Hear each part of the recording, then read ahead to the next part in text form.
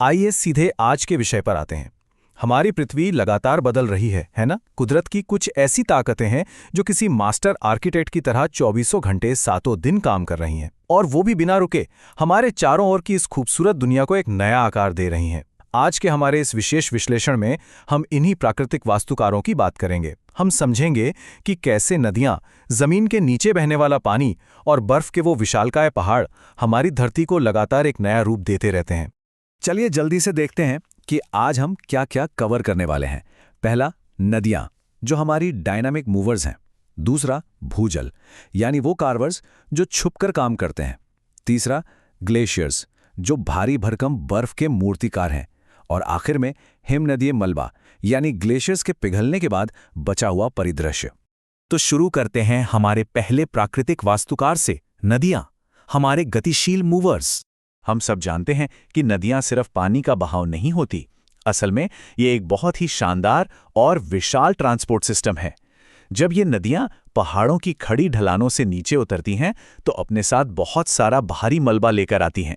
लेकिन मजे की बात यह है कि जैसे ही पहाड़ खत्म होते हैं, नदियां इस भारी मलबे को आगे नहीं ले जा पाती और उसे वहीं पहाड़ के बेस पर ही गिरा देती हैं।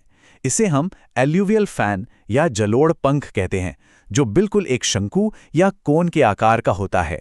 लेकिन कहानी यहां खत्म नहीं होती। जब यही नदियां अपना लंबा सफर तय करके समुद्र तक पहुंचती हैं, तो भारी मलबा तो पीछे छूट चुका होता है। अब इनके पास बचती है बहुत ही महीन, बिल्कुल छंटी हुई गाद और मिट्टी। और जब ये महीन मिट्टी समुद्र में मिलती है तो उसे हम कहते हैं डेल्टा।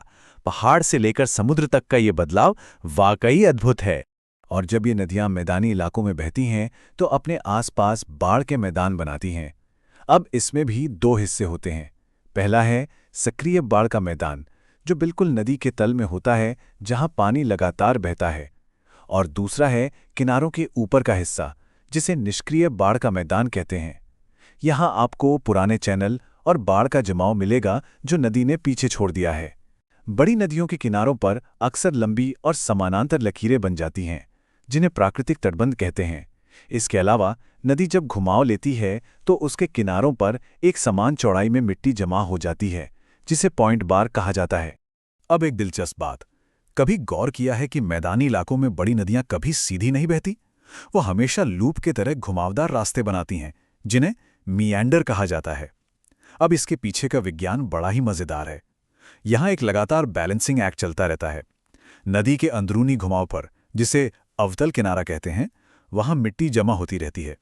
और ठीक उसी समय बाहरी किनारे पर, यानी उत्तल हिस्से पर, पानी का तेज बहाव किनारों को लगातार काटता रहता है। मतलब नदी एक ही समय पर निर्माण भी कर रही है और विनाश भी। चलिए अब बात करते हैं हमारे दूसरे वास्तुकार की, भूजल, यानी वो नक्काशीदार जो हमारी नजरों से छिपकर काम करते हैं। सतह पर बहने वाली नदियों का शोर तो हम सबने सुना है, लेकिन जमीन के नीचे जो पानी बहता है वो बिल्कुल शांत रहता है। सच कहे तो भौतिक रूप से या मैकेनिकली ये बहता हुआ भूजल कोई खास काम नहीं करता। इसका प्रभाव लगभग शून्य होता है। लेकिन इसका असली जादू तब शुरू होता है जब इसका सामना चूना पत्थर या डोलोमाइट जैसी चट्टानों से होता है। यहां भूजल एक केमिकल एजेंट की तरह काम करने लगता है और इस रासायनिक प्रक्रिया से ऐसी ऐसी भूआकृतियां बनती हैं जिन्हें देखकर कोई भी हैरान रह जाए। और इसी जादुई रासायनिक प्रक्रिया से जन्म होता है कार्स्ट स्थलाकृति का। होता यह है कि जब पानी इन चूना पत्थर वाले इलाकों से गुजरता है तो वो चट्टानों को अपने अंदर घोलने लगता है। हाँ, बिल्कुल वैसे ही जैसे पानी में नमक घुल जाता है। इस घुलनशीलता के कारण जमीन अंदर की तरफ धंसने लगती है और बड़े बड़े गड्ढे बन जाते हैं। भूगोल की भाषा में इन्हें डोलाइन कहते हैं। ये प्रकृति की एक ऐसी वास्तुकला है जो पूरी तरह से केमिस्ट्री पर आधारित है। आइए अब आगे बढ़ते हैं अपने तीसरे और सबसे विशाल वास्तुकार की ओर, ग्लेशियर, हमारे भारी भरकम बर्फ के मूर्तिकार। भूजल की उस शांत दुनिया से निकलकर अब हम आते हैं प्रकृति के असली बुलडोजर पर, ग्लेशियर्स।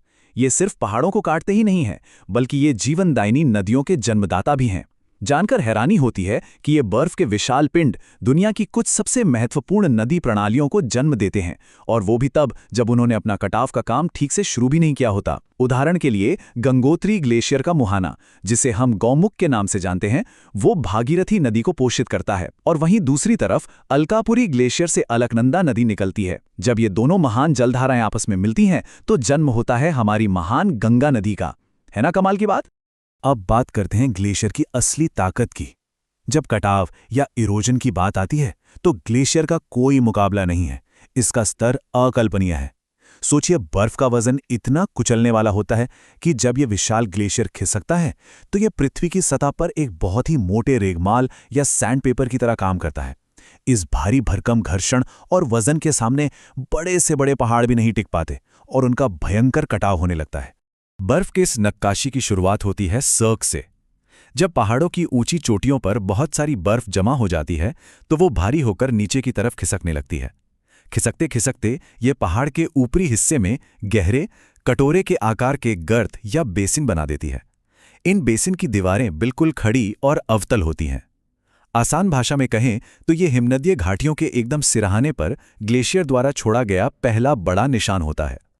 और सबसे मजेदार बात तो यह है कि यही सर्क आगे चलकर दुनिया की सबसे मशहूर और ऊंची पर्वत चोटियों का निर्माण करते हैं। होता यह है कि जब 3 या उससे ज्यादा ग्लेशियर अपने सर्क की दीवारों को पीछे की ओर काटते हैं तो एक समय ऐसा आता है जब वे सब एक ही बिंदु पर मिल जाते हैं। इस टकराव से आरी के दांतों जैसी बहुत ही नुकीली लकीरें बन जाती हैं, जिन्हें अरेत कहते हैं। और फिर इस पूरी प्रक्रिया के अंत में जो उभर कर आता है वो है एक बहुत ही ऊंची और तीखी चोटी, जिसे हम हॉर्न कहते हैं।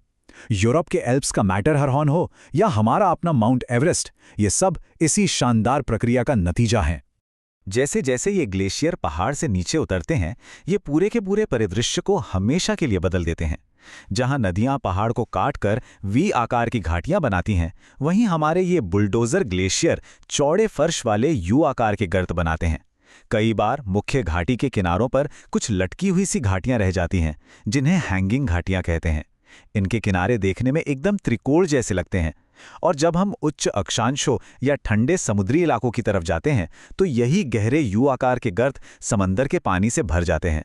इनसे जो बेहद खूबसूरत और गहरी तटरेखाएं बनती हैं, उन्हें पूरी दुनिया फ्यॉर्ड के नाम से जानती है। अब आते हैं हमारे आखिरी और चौथे भाग पर, हिमनदीय मलबा यानी ग्लेशियर के जाने के बाद बचा हुआ परिदृश्य। कटाव और विनाश की कहानी तो हमने सुन ली। चलिए अब इस कुदरत के रचनात्मक या कंस्ट्रक्टिव पहलू को देखते हैं। सवाल यह है कि जब ये विशालकाय ग्लेशियर पिघलते हैं तो वो अपने साथ लाए इतने सारे मलबे का करते क्या हैं? दरअसल वो इसे 2 बहुत ही अलग तरीकों से जमा करते हैं। पहला है ग्लेशियल टिल। इसमें बर्फ बस पिघलती है और सारा मलबा वहीं गिर जाता है। कोई छटाई नहीं होती। इसमें आपको चट्टानों के तीखे और कोणीय टुकड़े मिलेंगे, बिल्कुल अव्यवस्थित। लेकिन दूसरा तरीका है आउटवॉश डिपॉजिट्स। इसमें ग्लेशियर के पिघलने से जो पानी बनता है वो मलबे को आगे बहाकर ले जाता है। पानी के साथ बहने के कारण ये चट्टान के टुकड़े गोल हो जाते हैं, छट जाते हैं और एक व्यवस्थित परत के रूप में जमा हो जाते हैं। जब हम उस बिना छटे हुए मलबे यानी ग्लेशियल टिल की बात करते हैं तो उससे जो सबसे प्रमुख संरचना बनती है उससे मोरेन कहा जाता है। सीधे शब्दों में कहें तो जब कोई ग्लेशियर पिघलकर पीछे हट रहा होता है तो वो अपने पीछे ग्लेशियल टिल की जो लंबी लंबी लकीरें छोड़ जाता है, बस वही मोरेन है। अब ये मोरेन कहाँ बनेगा, ये पूरी तरह से इस बात पर निर्भर करता है कि हमारे बर्फ के वास्तुकार ने अपना मलबा कहाँ छोड़ने का मन बनाया है। अगर सारा मलबा ग्लेशियर के बिल्कुल सिरे या अंत पर जमा होता है तो उसे टर्मिनल मोरेन कहते हैं। अगर मलबा ग्लेशियर के किनारों के समानांतर जमता है तो वो लैटरल मोरेन बन जाता है।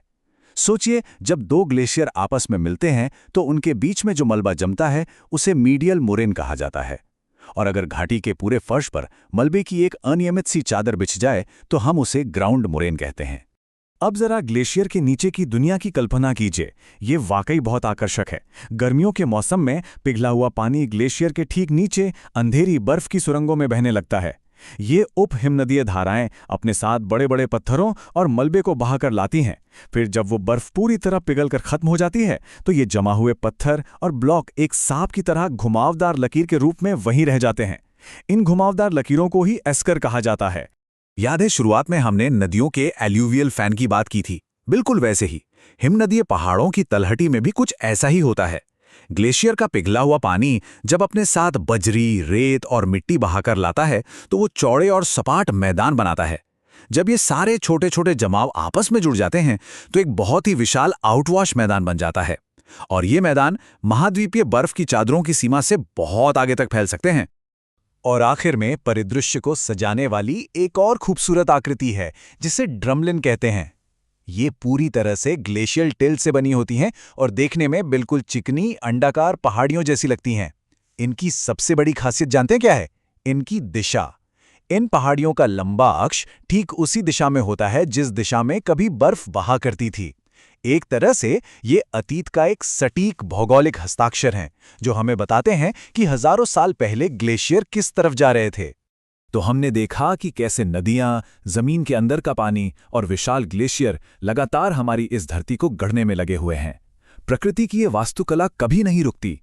लेकिन आज के समय में एक बहुत बड़ा सवाल हमारे सामने खड़ा है। आज जब वैश्विक तापमान बढ़ रहा है और बर्फ की चादरें ऐतिहासिक गति से पिघलकर पीछे हट रही हैं, तो ये कुदरती वास्तुकार रुक नहीं रहे हैं, वो बस अपना तरीका बदल रहे हैं। सोचने वाली बात यह है कि जब भविष्य में ये सारी बर्फ पिघल जाएगी तो हमारे पैरों के ठीक नीचे कौन से बिल्कुल नए, अनदेखे और अनजान परिदृश्य उभर कर सामने आएंगे। इस विचारोत्तेजक सवाल के साथ हम आज के इस विश्लेषण को यहीं रोकते हैं।